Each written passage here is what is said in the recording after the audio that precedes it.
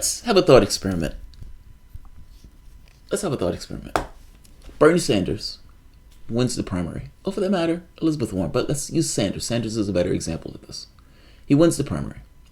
After winning the primary, Benjamin Netanyahu goes on a killing spree. Let's use something in recent memory, killing 2,200 Palestinians, 80% of which were civilians. That's something that actually happened. That happened a few years ago, so that's not necessarily something that's off the reservation. And Bernie Sanders wins the primary, the Democratic primary. There's hoops and hollers. Everybody's happy. Everyone's excited. And this happens. 2,200 people. It's an atrocity. Atrocities take place in Israel every day. Kids are put in prisons and all sorts of stuff.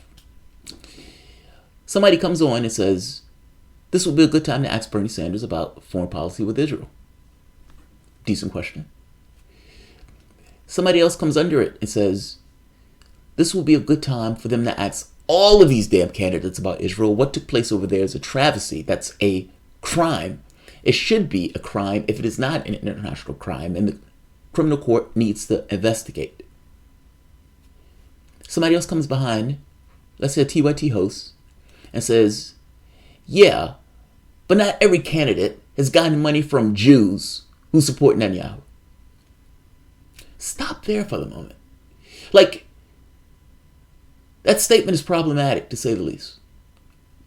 If that statement is problematic to say about Jews, I mean, they crucified Ilhan Omar when she alluded to the fact that AIPAC, which is a lobby that is literally finding ways to spread money around in order to influence, just like any other lobby, they went after her head for even just mentioning that point. But apparently when you say something like that about Tulsi Gabbard and you flip Jews to Hindu, no issue. For whatever reason, that flip changes the dynamic on whether or not people consider it to be bigoted or whether it's just par for debate. Emma Vigeland puts out a bigoted tweet. She gets called on it and doesn't necessarily own up to the fact that it's a bigoted tweet, nor does she seem to understand why. And I'm used this thing of flipping it over to something that's more traditional in the sense of vilified, because I kind of want to nail home this notion that if this is flipped into something that is more obvious, Hindus are not something that we see like talking about in the United States. It's kind of, out of sight, out of mind. From Tulsi Gabbard's perspective, people were being racist or bigoted towards her. And it's stuff like this that she points to. If somebody said, yes, you need to ask her or Bernie Sanders questions about Israel because Jews have been giving him money, that's a problem. I'm sorry. And if you don't see that that's a problem, and I'm saying if that's a problem in that statement with Sanders, then it is also a problem if you flip that from Jewish to Hindu and you do the same thing for Gabbard. I want to talk about this for a moment. And I know this was a long intro, but I kind of wanted to nail home where I'm coming from and my perspective on this. When Tulsi said this earlier, my thought was, okay, she may be saying this for political reasons and political castings because people want to kind of trying to eschew or obfuscate kind of attacks that were being leveled at her from the standpoint of her association with Modi. But I got to be honest, this is gross. I'm sorry, this goes too far in the sense of criticism. Welcome to the Soapbox. Let's talk about it.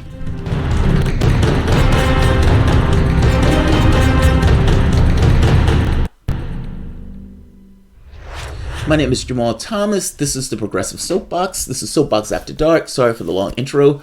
Guys, I've just had a radio show that went for 2 hours, a local radio station here in Richmond.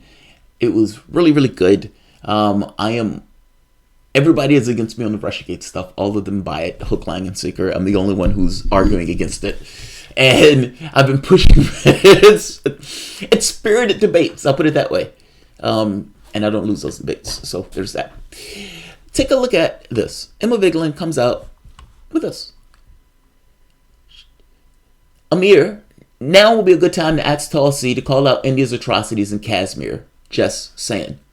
By the way, if I had the opportunity to interview Tulsi, I wouldn't ask her to call him out. I would ask her what is her opinion on it, and I would ask to get her perspective on what is taking place there. There's a difference. I don't need her to quote unquote call out. I want to get her perspective on it. That's the point, right? Because she may say something where you completely hate. She may say something that is something that you didn't think of before, as opposed to the binary thing of call it out or not. That's the first point. But I see nothing wrong with that particular perspective of, okay, this would be a good time to ask Tulsi Gabbard about Kashmir. Anybody, ask her. She has an association with Modi. That association with Modi is well known. It was one of those things that they were hitting her on early on, and now Modi essentially is, put through legislation to just take Kashmir, and this is creating a huge amount of strife with Pakistan because Pakistan is saying they are ignoring certain treaties that they've signed. Not to mention both of these countries are nuclear powered nations, and it seems to be clear at this point that certain atrocities or things, bad things, let's say this, are taking place in Kashmir where the people are cut off and there's military, they've cut down the internet, and you have a huge number of troops that have taken that region. So I see nothing wrong with that question. The question is fair game. Somebody else comes in. To be fair, all the damn candidates should call out India's atrocities in Kashmir. Again, that's a fair point. If this was Benjamin Netanyahu, he killed 2,300 people, people would say, yeah, all of the candidates, not just Tulsi. Meaning, don't just pick on Tulsi. All of the candidates should make something out, even though I understand why he's bringing up Tulsi. Emma comes in. Not all candidates have received donations from right-wing groups associated with Modi. Again, flip that over to Jews. Not all candidates have received donations from Jews associated with Modi. I mean, essentially, she's talking about Hindus. The religion, just flip the religion. What is she saying here? Think about what's being said. It's one thing if you say, you should ask Tulsi about this because of her association with Modi. That seems to be fair game. That's just fair game. It seems to kind of write itself. It's another thing to up the ante on that and say, yeah, but she received donations from Hindus. And so you need to ask her about what's taking place in India. There's a veiled dog whistle in this as if her allegiances are not entirely to the United States. The reason why I say that is if you're saying that these right-wing groups have associations with Modi, fine. That association with Modi is essentially association with Indian foreign policy, the government of India's foreign policy. If you need to ask her about it because of the money she's been getting from this group, you're effectively saying you need to ask her about it because her allegiances may not entirely be here. They may be pulled away by some donation that she's getting in this case. Think about what you're saying. If this was Jews, she got a lot of money from Jews. That doesn't sit well with that. That doesn't sit well. Oh, Bernie Sanders got a lot of money from Jews, so you need to ask him about what's taking place in Israel. Add any Jewish candidate. That person has got a lot of money from Jews, so you need to ask him about what's taking place in Israel. Do you realize a candidate that just so happens to belong to a particular tribe may in fact get a bump from people who are supporting members of that tribe? Meaning a person who's black may support Obama more, which they did. Obama's percentages went up even within the context of the Democratic Party, I guess like 90%. Asian, gay, Buttigieg. And yes, you have a candidate who's Hindu. It's something that is rare. And I would imagine that there are going to be people who are also Hindu that will support her for doing so. I don't think that's weird. I don't think that's odd at all. I think it would be odd if they didn't support her in this sense. But this notion that just because they're a Hindu and just because they're donating to her campaign, that her allegiances are not entirely here. As such, you need to ask her about this. That's astonishing.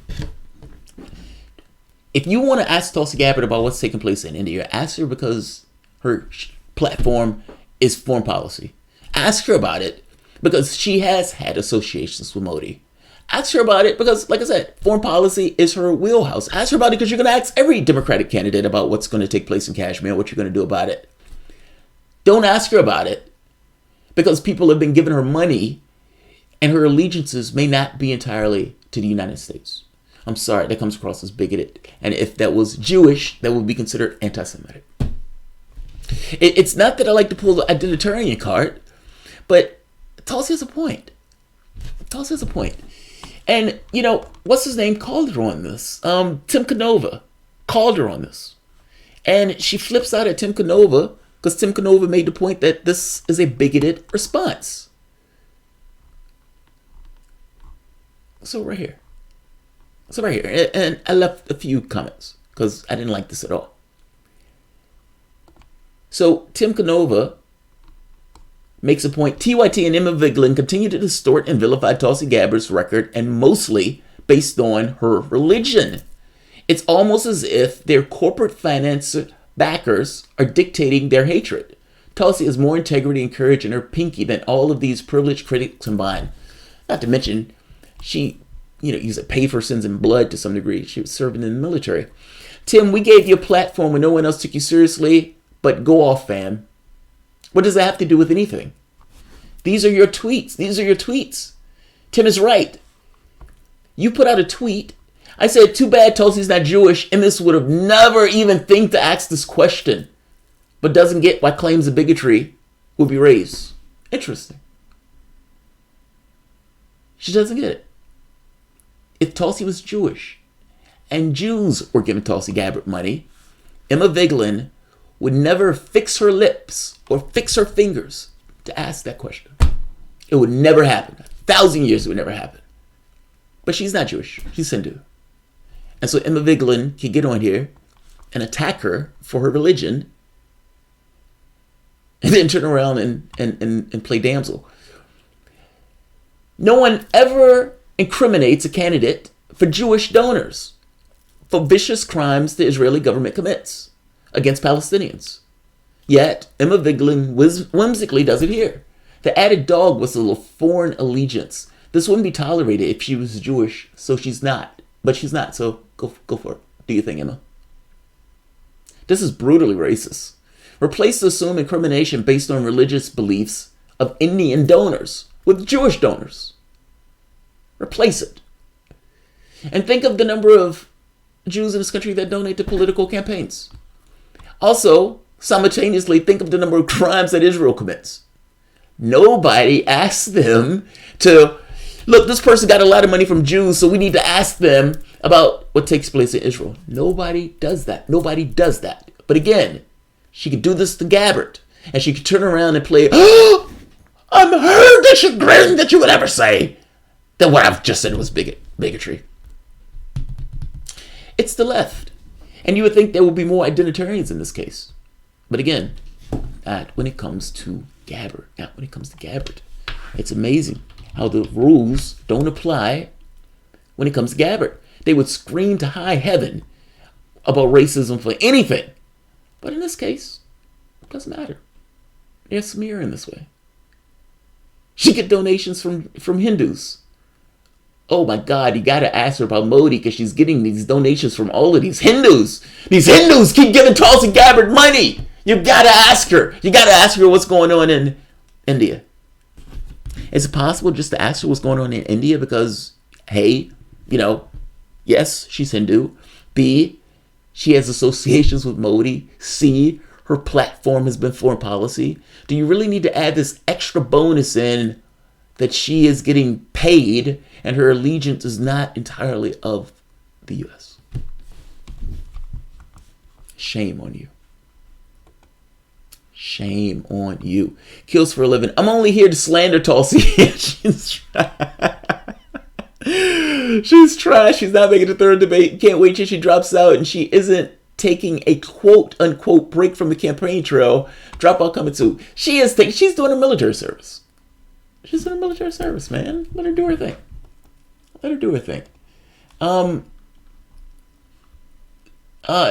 Bernie or guillotine. Emma doesn't mean to attack Tulsi. She's pointing out a couple of the 20 million reasons TYT has a problem with Tulsi rather than other progressives. The 20 million reasons. Katzenberg. So did Obama have relations with Modi? Yes! That's the other part. Clinton was buddies with Modi. Obama was buddies with Modi. And guess what? If Emma's candidate, Elizabeth Warren, wins, she would also be on Team Modi. I guarantee you all of those things were true. But none of those people are Hindus, so it doesn't matter as much, right? They're not Hindus, so it doesn't matter as much. And I guess you can say they're not getting all that Hindu money. That Hindu money is increasing their coffers. And so, all of that Hindu money is affecting Tulsi Gabbard's allegiance potentially. So you got to ask her. You got to ask her. You should be ashamed of yourself. You should be ashamed of yourself. You. Yes, not you. Hold on. I have a. There's a U here that's coming up. Where is it?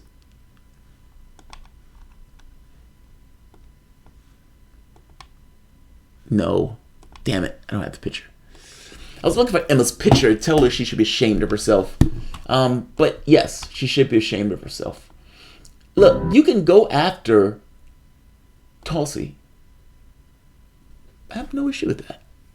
And, if you're asking her substantive questions, fair game.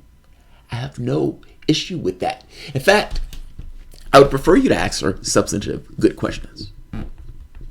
That's not what we get. Emma Vigeland, the person that believes that you need to ask Tulsi about foreign policy, not because her platform is foreign policy, not because she's had an association with Modi, not because she's interacted with this kind of platform that deals with pulling back against the world and everything else, and not because she's Hindu, but because she's been getting that sweet Hindu money. And there may be issues of allegiance. Emma Vigeland. You. Shame on you. Shame on you. Shame on you. 20 million reasons to slander Tulsi Gabbard. Maybe you're right. I'll end it here. I didn't mean this video to be long. And at a certain point, I'm just going to be bitching and ranting.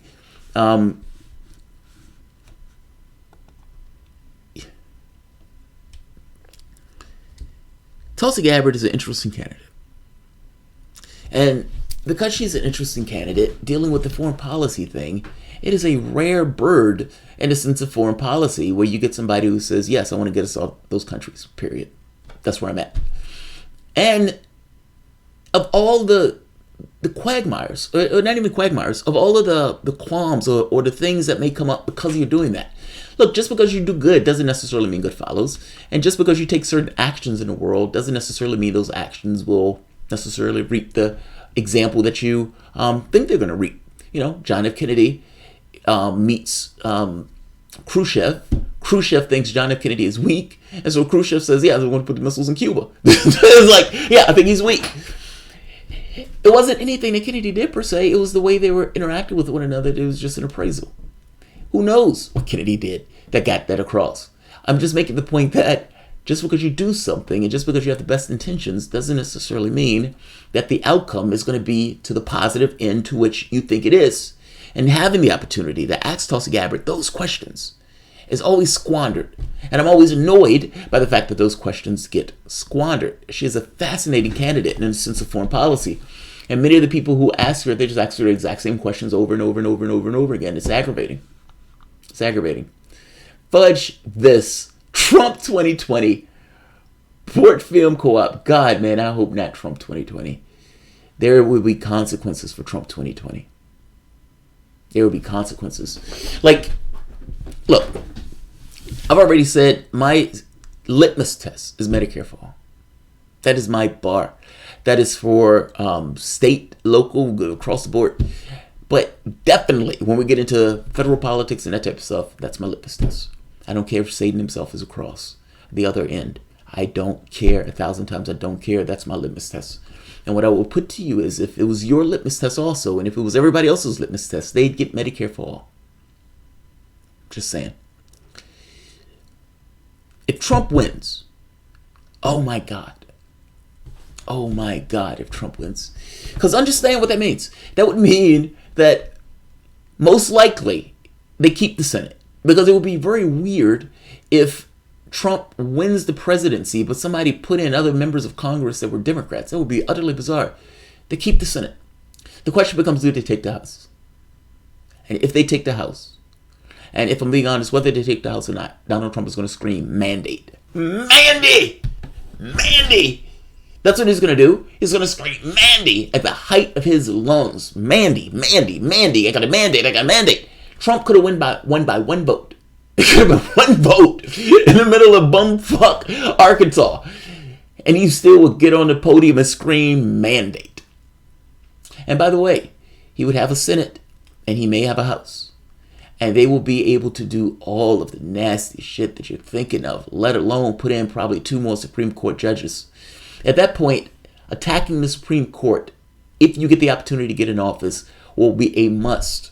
It's not going to be something that you're going to have a choice in doing because your legislation is going to get struck down if the legislation is going to be on certain bounds. Oh, God. I hope they don't fuck this up. My litmus test is no big money. Trudy, that's a good one too. Yeah, I'm there with you, Trudy. I like you. Yeah. Fair enough. I got to be honest, Trudy. When I'm thinking about this, I'm thinking of burning a bus. So that's where I'm at. I'm being honest. Like there's nobody else that really fits.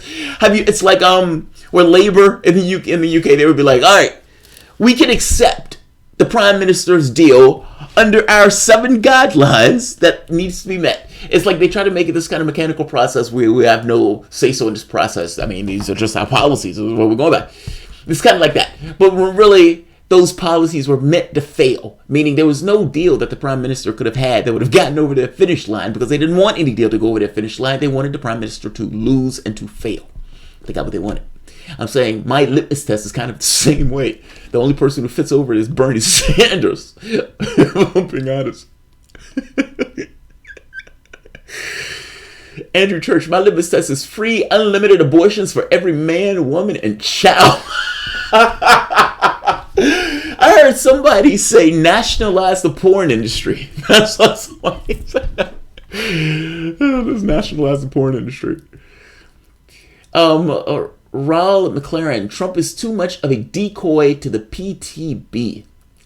Alex, if big money is our problem, then it's worth remembering Tulsi only has something like 30% small donations. Look, I like Tulsi. So this was not, I don't like what's her name's argument because her argument is basing it off of Hinduishness as almost like a, look, one of the big things that Jews have a tendency to be like, you are acting as if I have foreign allegiance to another country. Is all, bristle like that. But why not with this? Why not with this? This is a dog whistle. I mean, you're essentially saying you got to ask Tulsi about what is taking place in the foreign policy thing, not because of the foreign policy thing in and of itself, but because Hindus are giving her money. Those Hindus with all that cash, they're giving her money. They're giving her money. So yeah, you got to ask her questions. You got to ask her questions because those Hindus keep giving her money. I'm sorry, that's a problem. That's a problem. Man, I think that's a problem. Let me know if I'm wrong on this. I mean, look, I was asking my wife, like, am I wrong on this? Am I insane on this? And my wife she was like, she was asleep. My wife goes to bed early, and I didn't get back in until like 11 o'clock, so I was bugging her.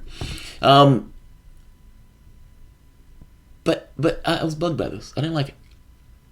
You can attack Tulsi in all sorts of ways. You don't have to do it this way.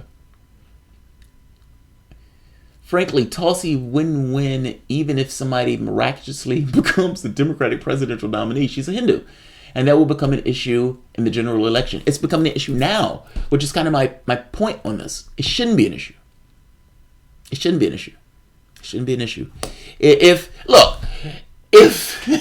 like, it's just, nobody would ever, like, I couldn't imagine this. Nobody would ever say all of these Jews are giving them money. Because they shouldn't say that. Like, it's like, of all the, I'm sorry, man, this is a problem. This is a problem attack. It's a problem attack. That's all. I'm bothered by the way this is thrown out. And the ease at which this is thrown out. And I know for a fact if she was Jewish, this attack wouldn't be leveled. And by the way, it shouldn't be leveled if she was Jewish either. Tulsi converts to Judaism. Would that work?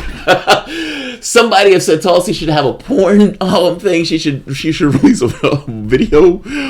Somebody have said now she should convert. Trina be fine on it. Gianna Levane, TYT, Democratic partisan hacks repeating what the party establishment says and have the gall to call themselves progressives. They're not progressives. Jamarl, what the fuck? You yourself call politicians who accept the AIPAC money. Yes, I do. But my issue wasn't, no. My issue wasn't calling out politicians accepting AIPAC money. My issue was them attacking Ilhan Omar for saying that a lobby doesn't give out money. Like, her point was, they said all about the Benjamins.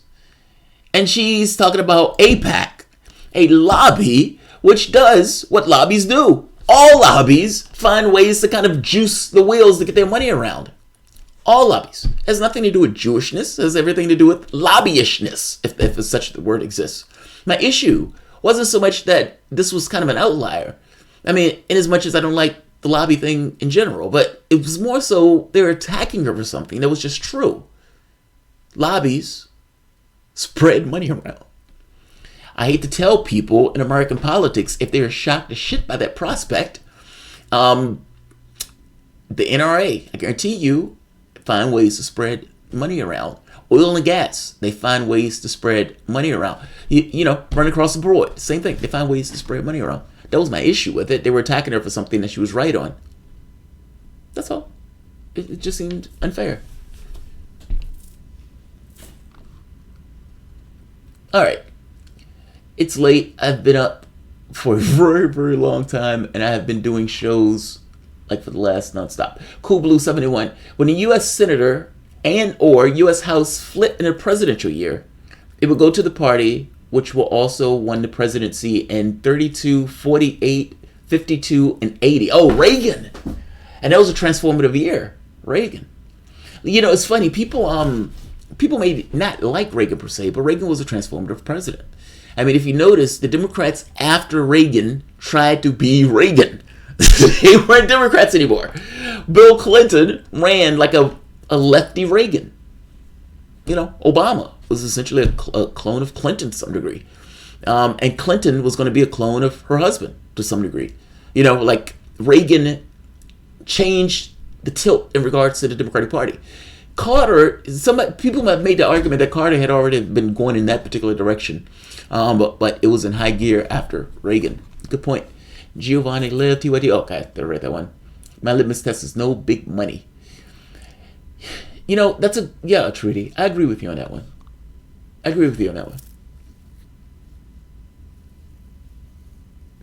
Yeah, that's my litmus. Yeah, that's fair enough. I mean, like I said, my litmus test was more so Bernie Sanders or nothing. I mean, like, if it's between Warren and Trump, oh, fuck. Yes, I can vote for Warren if it's between Warren and Trump. But I gotta be honest, I don't think she can beat Trump. I have two big qualms with Warren. One, I think she's squishy. I think she's a spongy person. I don't think she has any, like, you know, the notion that you don't support Sanders. That's a problem, since you're calling yourself like the second most progressive candidate. And between him and Hillary, there shouldn't be a question between the two. And yet there was. You find out later that Elizabeth Warren signed a secret document that gave her support over to Clinton from the get-go. There was never a chance for her to support Sanders because she had already co-signed away to Clinton. And maybe I need to do that story in and of itself. But the Standing Rock issue, that's, again, she calling herself a Native American for God knows how long. I mean, then when it actually comes up to real Native Americans being beat to death.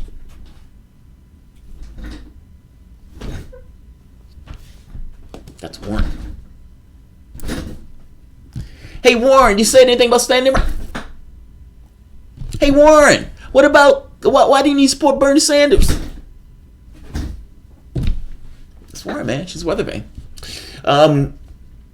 And so it's hard to trust it, you know, if that makes sense. Like, you know, her raising her hand for pretty much everything to try to get attention. So it's like, yeah, you know, for you know, what is it called? I'm for reparations. And it's like, yeah, but what do you mean by a reparation? It's like, it's that type of stuff. And then she got squishy on Medicare for all, but she got solid in the debates on it. I'm not fully entrusting of her, to be honest. So that's the first point. The second point, and that's my biggest fear, the second point, is that she runs and loses. And what they're going to say is, she ran too far to the left. Now, the person to carry the message to running to the left is Bernie Sanders, not Elizabeth Warren. And if Sanders loses, fair enough. But Warren is not the person to carry that message like that, especially in this particular campaign season. She's not the person to carry the message. And whether she's the right person to carry the message or not, it's not going to matter. They're going to say, she ran too far to the left. She ran too far to the left. We told you, we told you, we told you. She ran too far to the left. We told you, we told you. We need Hillary Clinton. Where's Hillary Clinton? Hillary Clinton's waiting in the wings. I'm telling you, if she loses, they are going to point to her and say she ran too far to the left. It doesn't matter if there were other demographic challenges associated with her in the campaign. It's not going to matter. I am terrified of that. Because any notion of the left in politics is going away at that point. And I wouldn't even be shocked if they hit her in the knees or hit Sanders in the knees so they would lose in such a big way and put back any notion of getting anything real accomplished. I wouldn't be shocked by that, at least. Centrists don't lose out in that process. They're just kind of like roaches. They hang around waiting for the opportunity to come back. All right, I'm going to end this. We're just fucking around at this point. No, David. I don't want her to break a leg. Jamal, you must love Nico House. Why? Because of Tulsi? No, look. When Tulsi first said this, my thought was kind of more along the lines of, yeah, I don't see it. Because my thought was she's using the religious bigotry thing as a dodge. That was my first thought. There may even be videos when I'm talking about it. I thought she was using it potentially as a dodge. The catch is, I don't always know. From an individual perspective, they may be bothered by certain things. There may be certain sensitivities that they have. That people are behaving in ways that they consider to be sexist, racist, some kind of religious bigotry. And in some respects, a lot of this stuff gets subjective. From my own perspective, I thought she's just dodging that. She's dodging that. The problem here is this tweet is just problematic. It's not a Tulsi thing. It's a tweet thing.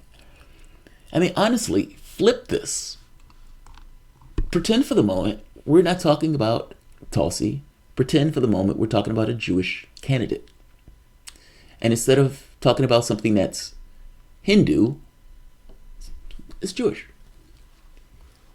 Now would be a good time for the Jewish candidate to call out Israel's atrocities. Just saying.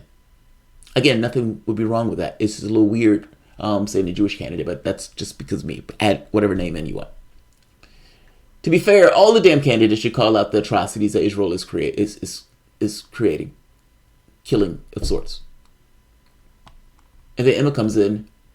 Now all candidates have received donations from Jews that support Benjamin Netanyahu. Please tell me that, am I wrong?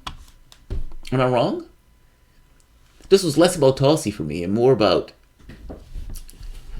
I'm trying to be sympathetic to this notion that other people can be bothered by certain things that I don't entirely see. Because I know there are things that I'm probably bothered by that other people don't entirely see. I'm trying to give the benefit of the doubt. I understand she's a politician and she would act in political ways. That's fair enough. But again, I'm stuck with the problem here that if I really flip this over in the language, it becomes clear in regards to the problem with the language. I just think it's problematic, that's all. They're mimicking the platform. They don't intend most of what they say. Laura Glenny. That's also the same picture as the Russian article in the New York Times and Washington Post. Progressives Jesse Lee Peterson and people are with Hillary Clinton and Joe Biden, not the Bernie. Check the polls. Well, yes and no, kind of. If I would agree with you that Biden is ahead in the polls. We are like a year out, so fair enough. Biden has to maintain that lead for like a year. He has to go through all of these debates. I honestly don't believe he's going to make it through these debates. Biden is running on electability. That's what it is. I mean, I think you would agree with me on that, real-time legend. It's electability. Jamal asked Emma Vigeland, where have all the haberdashers gone? She told me to ask.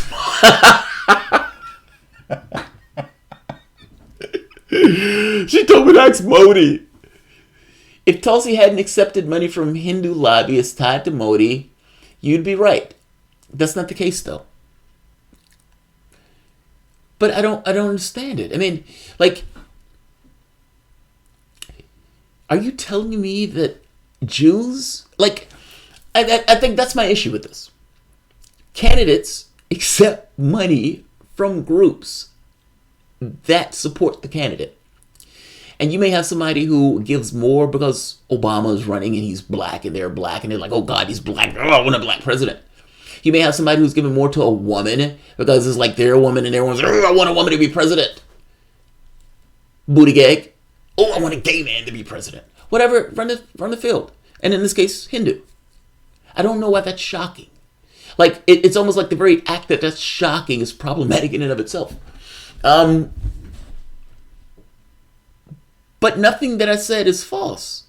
I mean, it's still the same dynamic. Hindus gave Tulsi Gabbard money. Ergo, we need to ask her about Modi. A bunch of Jews gave this Jewish candidate money, and we need to ask them about what's taking place in Israel. Those things are one-to-ones.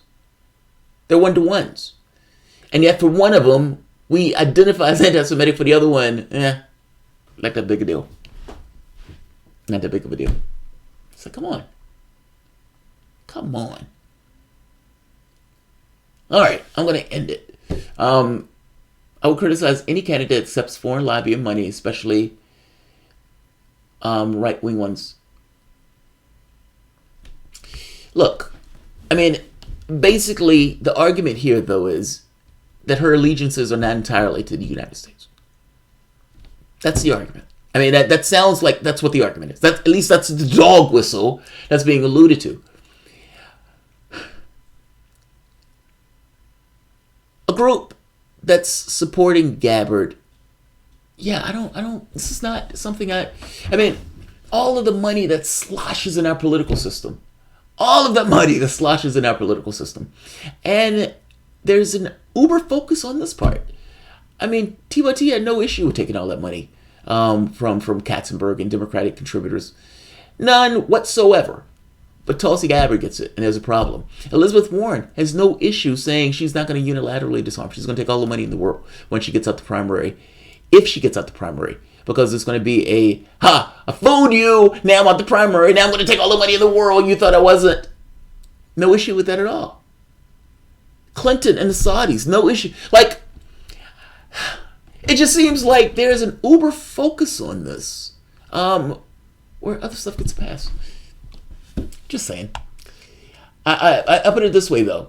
I'm sorry. This is problematic. Look, if you stop here, now would be a good time to ask Tulsi Gabbard about what's going on in India. No problem. That makes sense.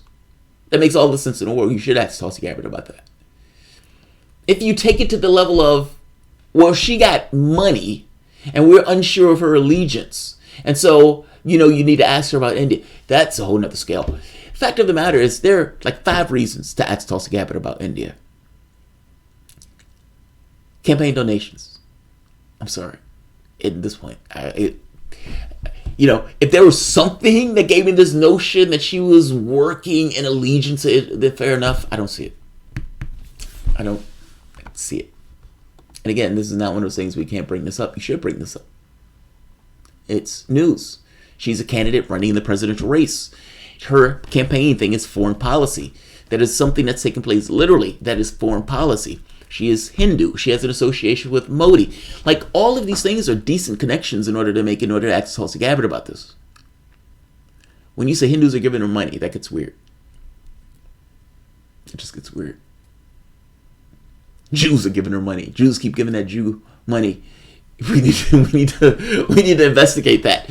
That sounds horrible. That sounds horrible. But I don't know why people are okay with it when you say it for Tulsi.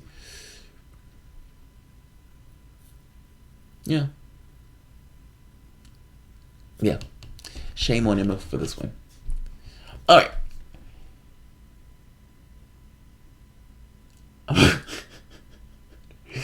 Did I miss something? I hope I didn't miss anything. Oh, I did. I'm sorry. GDNPB. If Kamala had any brains, she would call out TYT for this because her mother is Indian descent, but she isn't. Well, you know, at one point she was calling herself Indian. Like, that's the thing with Kamala Harris, man. There are videos where people are talking to her and they're like, we have an Indian candidate in the race, and she's just smiling and grinning. She's just smiling and grinning. Check this article out. Boston Politics. Notary S. I will check this article out. The Anti-Defamation League is not what it seems. Under the guise of fighting hate speech, the ADL has a long history of wielding its moral authority to attack Arabs, blacks, and queers. That's strong. That's strong. But you know, you may have a point. I mean, I'm looking at the top and they're talking about Ilhan Omar. Look, my defense of Ilhan Omar, because if I say the tobacco lobby was moving money around in order to get support, that would be true. If I said oil and gas lobby was moving money around, if I said any lobby was moving money around, that doesn't change because it's AIPAC. For her to say it's all about the Benjamins and we're talking about a lobby, that's just flat fact true. All of those Democrats and Republicans pretended as if it wasn't.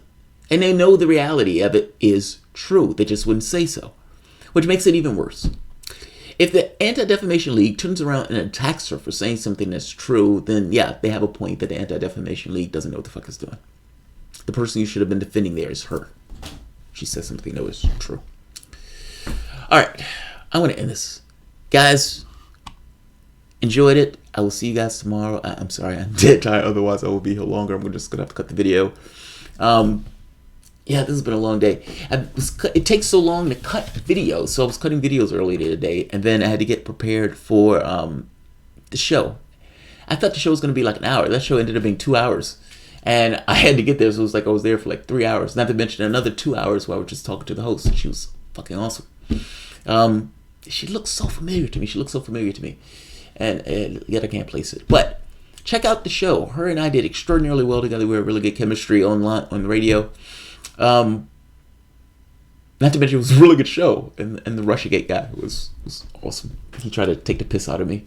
I had to hold my space. What did you say? Maintaining my time, reclaiming my time. I had to reclaim my time. All right, guys. Jamal needs to debate Nico House on Japal's version of Medicare for All, to Bernie's bill, or even the BDS as well. Why? On J. Paul's version of Medicare for All to Bernie's bill.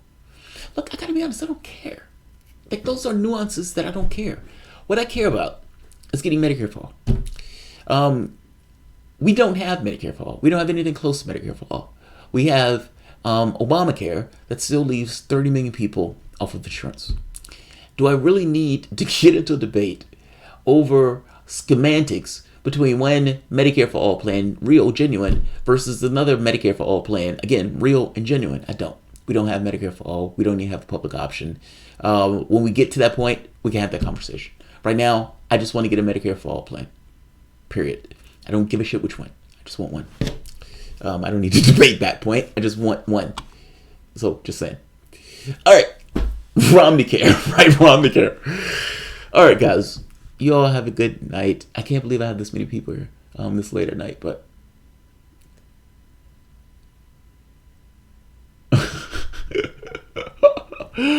real time dark legend. He thinks I'm an idiot. I rag on him a lot, but I do give him the benefit of the doubt. Jamal, Medicare for All would be nice, but can we have open borders with that? But see, I don't think we should have open borders. I'm not a fan of. I don't believe in open borders. I've never said I believe in open borders. And the answer is no, you can't have open borders with that, because, you know, it's not that I think everybody from everywhere around the world is going to invade America for healthcare. But I don't believe in open borders just in principle. I mean, until you have a system where other countries' standard of living are similar to your own, then open border thing doesn't really work. How about chess? No chess. Dude, I haven't even eaten today. I'm starving. Nobody believes in open borders. You know what's funny? Nobody believes in open borders, and yet they always castigate the left as if they do. It's like, you guys just want open borders. You guys just want open borders. Like, I don't know anybody that wants open borders. Like, honestly, I know of no one that wants open borders. I know of no one. All right, I'm calling it a night, guys. Thank you for showing up. I don't like this smear. I feel like you can hit Tulsi without going there. Honestly, I do. And until she does something that gets some kind of indication that her allegiance is foreign to another country, I think you should give her the same benefit of the doubt you'd give somebody who was Jewish, you wouldn't give the benefit of doubt to somebody who was Arab, because they keep asking Ilhan Omar to apologize for all Muslims, which is amazing. Nobody ever asks white people to apologize for all the white people. It's astonishing that happens. But here again, we have another person who's saying that Tulsi should somehow, be less Hindu, or at the very least, don't take money from Hindus, because, it may taint her allegiance. But that's totally okay to say, because it's Tulsi Gabbard. Thanks all. Like and share. I'll see you guys in the morning.